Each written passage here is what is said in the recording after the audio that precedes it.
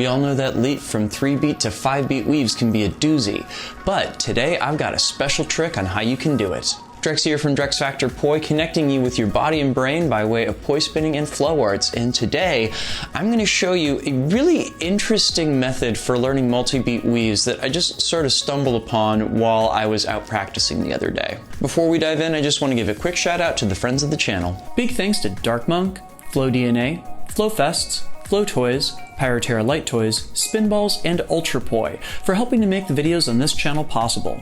You can learn more about all of these awesome companies and the work that they're doing to support flow artists like yourself by checking out the links that I've got down in the description of this video. So a lot of us have gone through this process. You learn your basic 2-beat weave and then your 3-beat weave, and then maybe a year or two down the road, you get into the 5-beat weave phenomenon.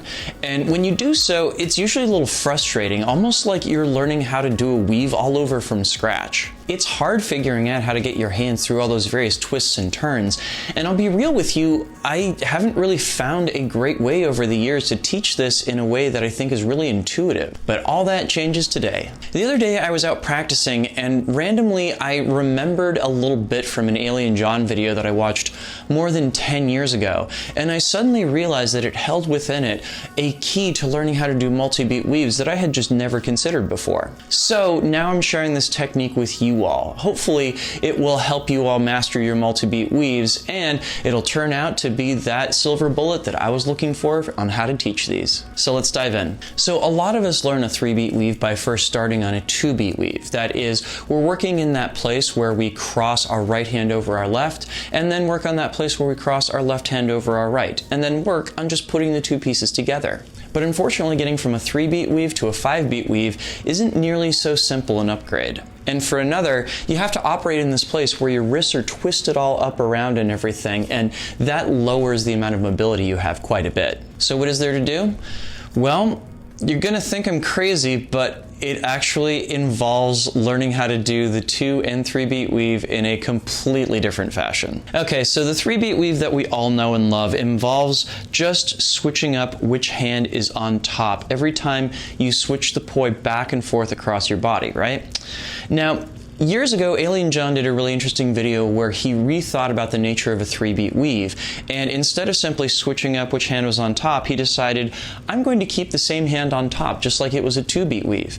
And instead, he wound up working with twisting up his arms on one side and untwisting them on the other. You see, as it stands right now, I'm leading with my left over to my left side and my right over to my right side. This may not seem intuitive at first, so let me take you through it in slow motion. Basically, I am working from a place where I am putting a little extra twist into the poi over on my right-hand side, and then finding a way to unwrap my arms once I get over to the left. Super weird, right? But this does actually qualify as a 3-beat weave. It's just we've switched up the orientation of the hands as we're performing it. So with that in mind, I'm actually going to have us take a half a step back and simply work on a 2-beat weave. The trick here is that we're going to do a 2-beat with our wrists crossed around each other. So let me show you what I mean here.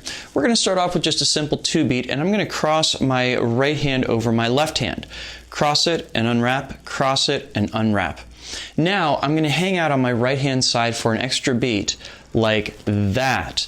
And now I'm going to go back and forth in such a fashion that my right hand is always touching my left wrist and my left hand is kind of peeking out from underneath it. You see what I mean there? Now this switches up how this weave works in that instead of the right leading to both sides, it's now the left that leads to both sides. Think the left leads left and the left leads right, going back and forth with the arms crossed the entire way through. I know this seems super weird, but we're using the exact same mechanics that we were in that first 2-beat. It's just we've switched the default position from being our hands open to having our hands crossed instead. I want you to practice this and see if you can get in 10 reps with your arms crossed like this, going back and forth. Okay, now let's try the same thing over on the left-hand side. So I'm going to go ahead and start off that 2-beat with my left hand crossing over my right. That is, the left hand poi leads to the right, left, right, left, and I'm going back and forth between open, closed, open, closed positions with my hands. Now, the next time I'm over at my left-hand side, I'm going to go ahead and cross my hands around each other so that now my left hand winds up permanently on top of my right hand. The wrists are always in contact with each other. And now it's the right hand poi that leads back and forth to the right, left, left. I always want to make sure that my wrists stay in contact with each other. So full disclosure, I am right hand dominant, so this side is a little bit more of a challenge for me than the other, but that just means that I have some stuff to practice and learn here. Just like we did on the right hand side, try and see if you can get in 10 reps with your arms crossed in this fashion. Okay, so if you're feeling comfortable with both sides, we can now work on putting the two of them together. So we're going to go ahead and start off from that open position, and I'm going to go ahead and start on my right hand side simply because it's the side that I'm stronger with, and go ahead and go back and forth on my 2 beats. 3, 2, 1, and then add an extra degree of twist and go 3, 2, 1, and untwist. Now I'm going to put my left hand on top. Once, twice, 3 times, add an extra degree of twist, and once, twice, 3 times, and untwist. Once that gets to feel comfortable, see if you can go back and forth 1, 2, 3 times, switch it up, 1, 2, 3 times, and switch it up, and then 1, 2 times, 1, 2 times. See if you can go just once, and once, and once. And guess what? You're now doing a 5-beat weave. Congratulations.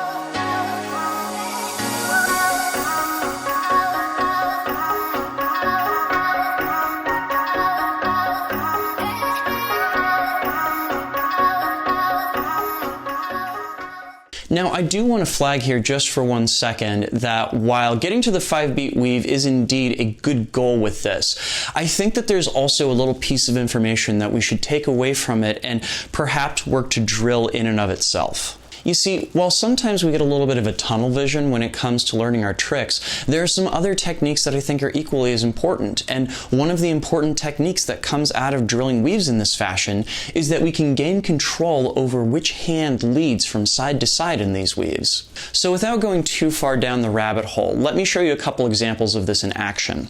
Now, normally when we do a 2-beat weave, we can do it either from this place where we have the right lead and going between open and closed positions, or we can have the left lead going back and forth between open and closed positions. Now, I could just as easily add a degree of twist over on that left-hand side, going back and forth between closed positions, having my right-hand poi lead going back and forth. I could also switch that around and have that extra degree of twist over on my right-hand side, in which case it is my left-hand poi that leads back and forth across my body. Likewise, when we go back to our 3-beat weaves, normally we do this in such a fashion that we're going back and forth between the right hand leading left and the left hand leading right, back and forth like this. We can take the same concept and do what I would call an asymmetric 3-beat weave. That is, I can add that extra degree of twist over on my right hand side here, and I'll go back and forth between an open position and that position where I'm all twisted up on my right. It's still a 3-beat weave, but I've now switched up the point of control so that I have my left-hand poi leading to the left and my right-hand poi leading to the right. I can also go the opposite way, say having my right-hand poi lead right and my left-hand poi lead left, but having that extra degree of twist over on my left-hand side. There are so many options here. You could even do something like a 4-beat weave, in which case you always have your left-hand poi leading, but it's leading in such a way that you have your arms twisted up a little bit more over on your right-hand side.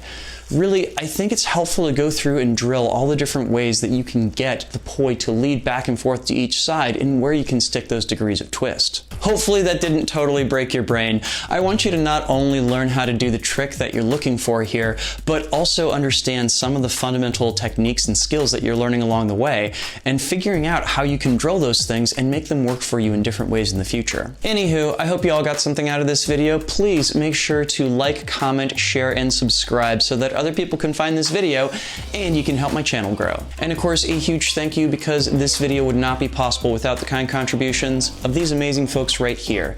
These are my Flow patrons over on Patreon, and they, along with the wonderful folks listed down in the description, make this video and all the videos on this channel possible. If you would like to support me in my mission of bringing poi spinning and flow arts to the wider world and helping people connect with their brains and bodies like they never have before, you can head on over to patreon.com/DrexFactorPoi and sign up. You can get early access to all of my content, as well as a say in what topics I tackle in the future. Plus which, some great extras and behind the scenes content as well. So go check that out. Please and thank you. And yes, before anybody asks, you can also use this technique to, say, learn how to do 4-beat corkscrews, or really adding multi-beats to any kind of weave that you know, whether it be behind the back or not. This is just like letting you know what the basics of this technique are, because I think it's particularly cool, and it's a method I hadn't thought of to get multi-beat weaves under people's belts. Anyway, I hope you all enjoyed this. I've got a new choreography tutorial coming out for you this Friday, so keep your eyes peeled for that. Thank you all so much for watching, and have yourselves a good one. Make sure you get out and get some flow on today. I'll see you soon. Peace.